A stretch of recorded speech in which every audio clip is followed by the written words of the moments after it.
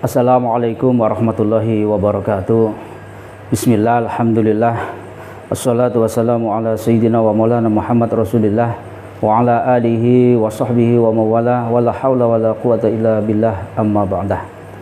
Kepada para sahabat Balawi dimanapun berada, mudah-mudahan kita semua senantiasa dalam naungan dan lindungan Allah Subhanahu wa Ta'ala untuk terus berjalan di atas kebenaran dan kebaikan, dan kita mudah-mudahan dijadikan oleh Allah sebagai pejuang-pejuang yang tetap berjalan di atas kebaikan dan kebenaran itu sendiri. Para sahabat Balawi dimanapun berada, pada kesempatan kali ini saya akan membahas kenapa harus NU yang harus menyelesaikan geger nasab ini dan bukan yang lainnya. Misalkan Muhammadiyah yang harus menyelesaikan masalah ini, kenapa bukan Muhammadiyah? Pertama, setahu saya dari dulu Muhammadiyah tidak pernah ngurus masalah nasab dan juga tidak ngurus soal nasab ini. Kedua, setahu saya tidak ada warga Muhammadiyah yang menjadi korban dawir para habib, para habaib keturunan Bani Ubaidillah, sehingga tidak perlu Muhammadiyah turun tangan untuk menyelesaikan masalah ini. Kemudian yang ketiga, kenapa bukan Muhammadiyah? Setahu saya orang-orang Muhammadiyah tidak memuliakan atau tidak menghormati tokoh-tokohnya secara berlebihan. Mereka menghormati dan memuliakan para tokoh-tokohnya sebagaimana mereka memuliakan dan menghormati orang biasa pada umumnya. Kemudian kenapa bukan MUI yang menyelesaikan geger nasab ini misalkan? Maaf, setahu saya MUI tidak punya jamaah di akar rumput. Jadi MUI juga tidak punya kewajiban atau tidak punya tanggung jawab untuk menyelesaikan masalah geger nasab ini, karena mereka tidak memiliki jamaah di akar rumput. Bahkan sebagaimana kita ketahui, sebagaimana banyak kita ketahui bahwa fatwa-fatwa MUI justru malah kadang-kadang tidak diikuti oleh warga awam itu sendiri. Maka kenapa harus NU yang harus menyelesaikan geger nasab ini? Pertama, diakui atau tidak diakui, suka atau tidak suka, bahwa Kiai Imaduddin Usman Al-Bantani adalah orang NU, anak NU itu sendiri. Apa buktinya?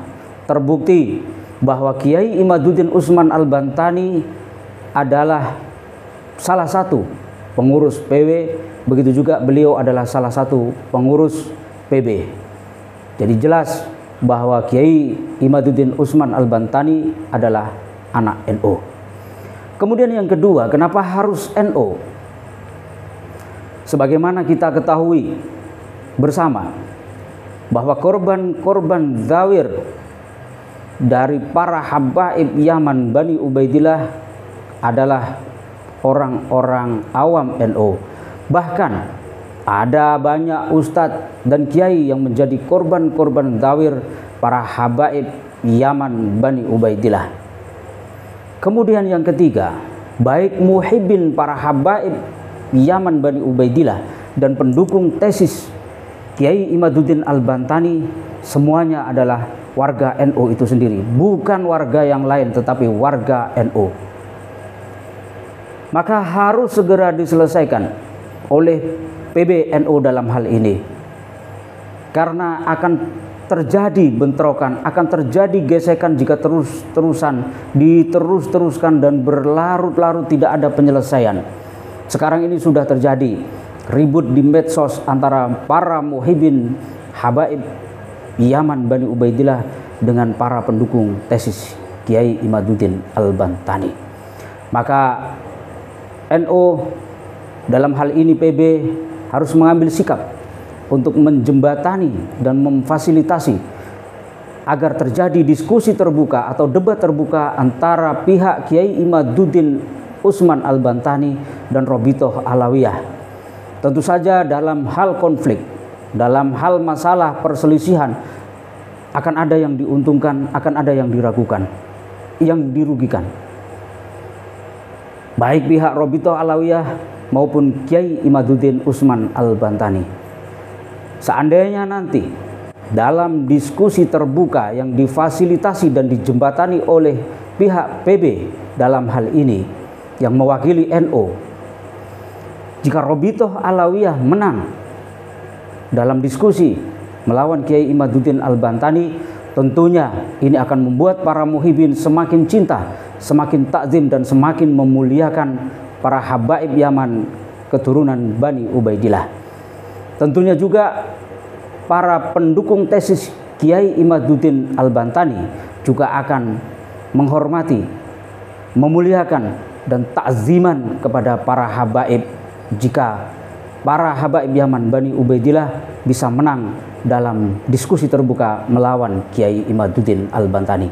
Namun sebaliknya, jika ternyata dalam diskusi terbuka yang difasilitasi dan dijembatani oleh pihak PB, Kiai Imaduddin Utsman Al-Bantani bisa menang, maka ini akan menjadi berkah tersendiri bagi warga NU, bagi para kiai-kiai NU, bagi para ustadz-ustadz NU. Setidaknya mereka tahu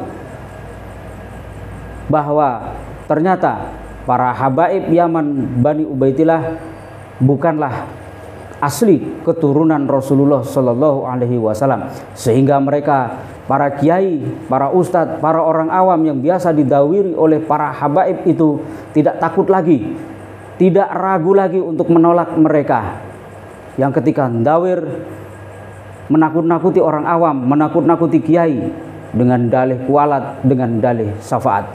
Tentu saja jika dalam diskusi itu Kiai Imaduddin menang, maka warga NU dan kiai-kiai NU yang selama ini menjadi korban dawir para habaib Yaman Bani Ubaidillah akan berterima kasih kepada Kiai Imaduddin Utsman Al-Bantani.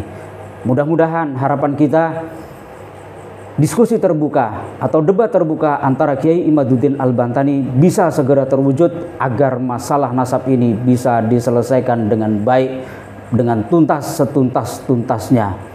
Demikian yang bisa saya sampaikan. Mudah